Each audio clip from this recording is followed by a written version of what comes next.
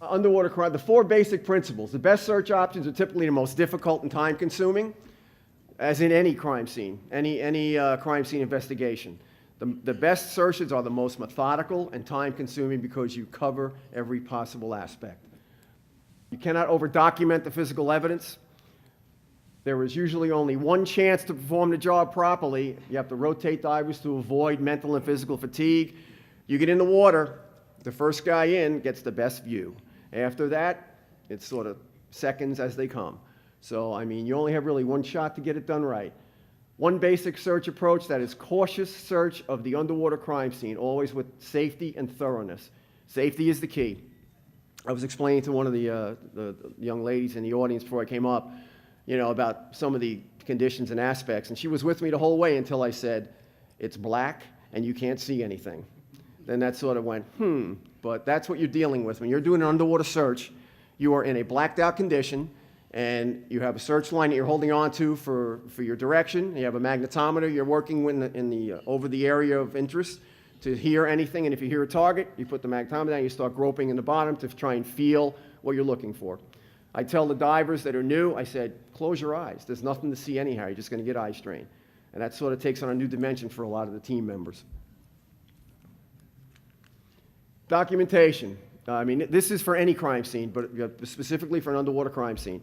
You need to have an administrative worksheet, a narrative description, photographic log, if possible. Like I said, 90% of the photographs are going to be done on the surface after you bring the evidence up, because you can't photograph in the environment that we're doing most of these dives in. Diagrams, sketches, evidence recovery logs for the chain of custody issues. The biggest thing you can do on an underwater crime scene is have a GPS location. That's the easiest way to locate where the evidence was found.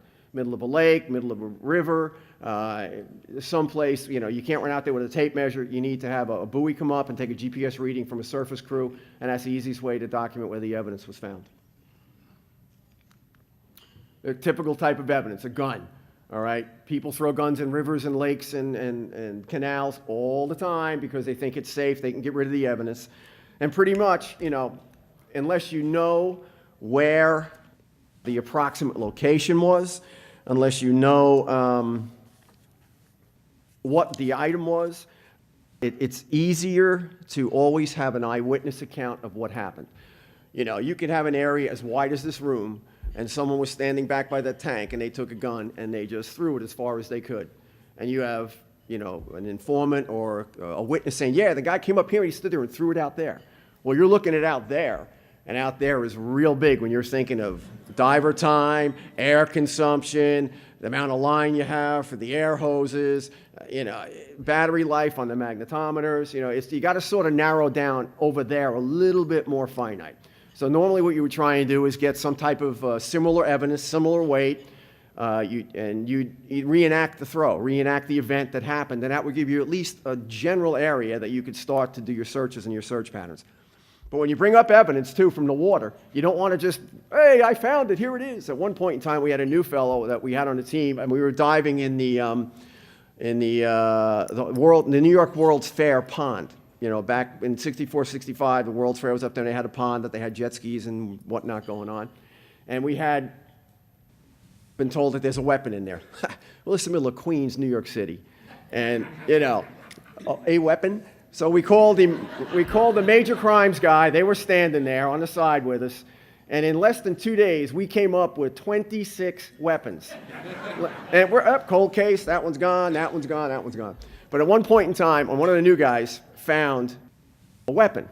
It wasn't ours, but he found a weapon. Well, he sort of looked like Rambo coming up out of the thing. With the gun first, him going, yeah, here it is. You don't want to do that with a weapon because it starts the oxidation process right away. They won't be able to raise the serial numbers. Anything that might be on the weapon of any evidentiary value will probably not be there by the time he swims in with it, being so happy that he found it. So you want to always transport the weapon in the water that it was found in to stop the oxidation process, and anything that may have been on it will hopefully be captured in the container. The documentation part. This is probably the most important job, but this job really is miserable. Because all he does is he stands on the surface. He doesn't dive. He's attached to the evidence team or attached to the investigator, or might even be the investigator, and he stands there for the hours and hours and hours that we're diving. And he just makes notes. 10:10, still diving. 10:20, still diving. So, I mean, but it isn't very important because he's the fellow that does the sketches, the administrative worksheets, the documentation, the critical part of the chain of custody he will preserve for presentation of this in court as evidence. And that's the ultimate goal for any crime scene investigator, specifically underwater, the actual presentation. Communications and liaison. You have the case agent or the investigator. You have the very involved and enthralled documenter, crime scene, evidence recovery guy. You need to have a big communication between those two, just for the simple process of liaison, logistics, knowing if in fact this is the right lake that the witness said we were in to look for stuff.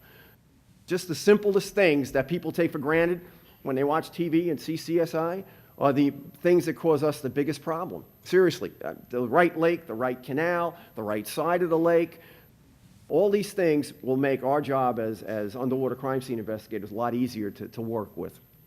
But the liaison is critical. This particular case was in Hialeah, Florida. It was the Brinks job that a lot of the Brinks trucks were being robbed, and that particular gun that was the earlier slide was the evidence that the suspect decided he was going to toss, luckily in back of his mother's house, so he sort of had an idea where he was. And you know, a lot of times, thank God that we're not dealing with the highest level of acumen of individuals, because we'd never find it anyway then. But yeah, so he decided to be safe. He went behind his mother's house and threw the gun in that he just killed a Brinks guard with and robbed X amount of dollars. So that worked out pretty well for him.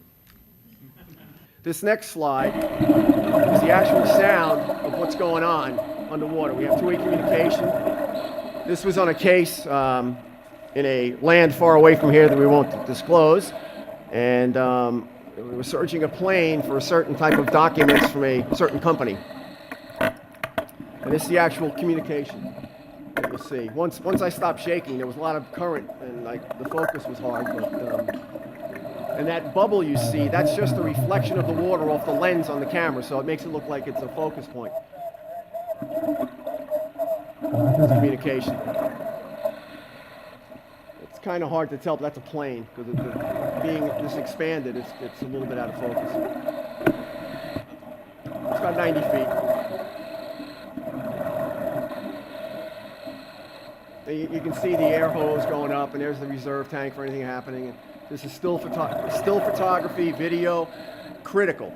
But you are not going to see this kind of water ever in the things that we do. This was just a once in a shot on a year. I mean, that was great.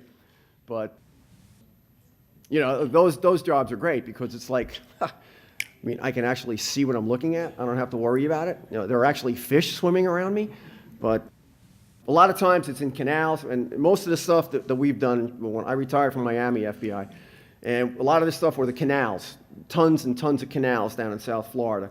And a lot of times during gator mating season, you'd have to have a sniper up there because these gators are very amorous. And you know, a big guy in rubber with fins, it sort of looks like Mrs. Gator sometimes. But, you know, I mean, those are the things you deal with and that you have to work with periodically. Ultimate responsibility for safety rests with the individual diver.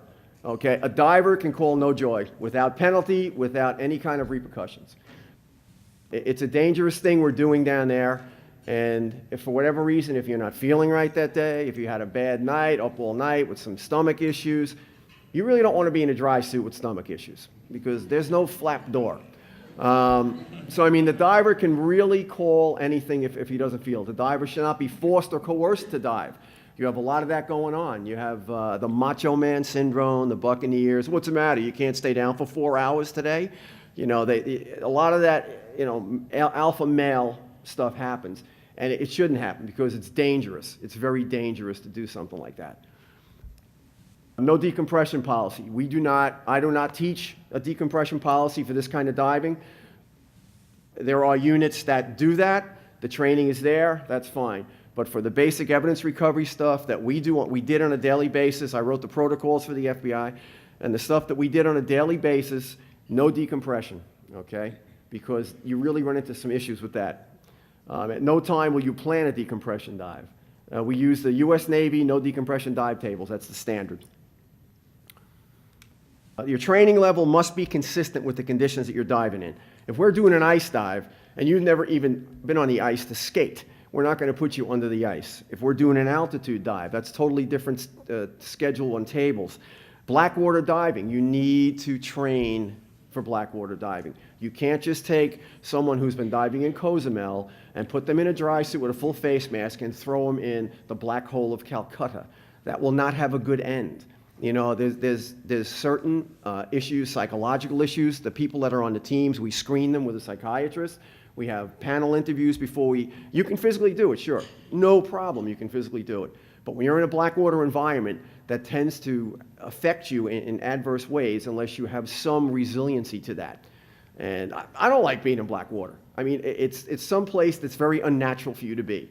You know, your mind is a wonderful thing, but it can be your worst enemy. You know, you're under there and go, what was that? What was, no, okay, no, there it was again, what? And now meanwhile, the communications guy on the surface is going, it's just your air hose rubbing the back of your leg. Okay, thank you for clearing that up.